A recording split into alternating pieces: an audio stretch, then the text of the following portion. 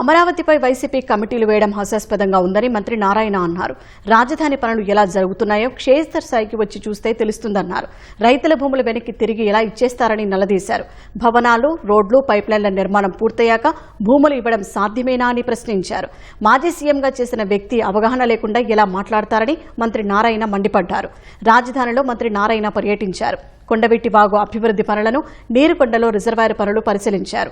రాజధానిలో ట్రంక్ రోడ్లు, బ్రిడ్జీలు, వాగుల అభివృద్ధి పనులు వేగంగా జరుగుతున్నాయని నారాయణ వెల్లడించారు. రైతుల్లో మళ్ళా మధ్యాహ్నం వచ్చి ఒక రైతు ల్యాండ్ పూలింగ్ ఇచ్చారు, వీరే చూసుంటారు. అంటే వాళ్ళకి ఇవ్వాలని ఉంది, రెచ్చగొట్టే ప్రయత్నాలు చేస్తున్నారు, రెచ్చగొట్టి విధ్వంసం సృష్టించాలని. చూడండి, పక్కన ఎంతెంత బిల్డింగ్స్ కట్టారో వాళ్ళకి ల్యాండ్ ఇస్తే దానివల్ల ఎంత ఎకానమీ వస్తుంది. దానికి పరిరక్షణ కమిటీ వేయటం, లీగల్ గా సపోర్ట్ చేస్తాం, మీరు ఫైట్ చేయండి, అమరావతిని ఎట్టయినా ఆపేయాలా. మాకు చట్టాల మీద నమ్మకం ఉంది. ఇది ప్రజల కోసం చేసేది, ఒక రాష్ట్రం కోసం చేసేది.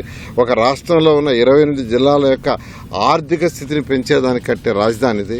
అందువల్ల ఏది ఏమైనా ఈ రాజధాని అనేది అనుకున్న ప్రకారం 2028 ఆగస్టుకి బేసిక్ ఇన్ఫ్రాస్ట్రక్చర్ పూర్తి చేయడం జరుగుతుంది.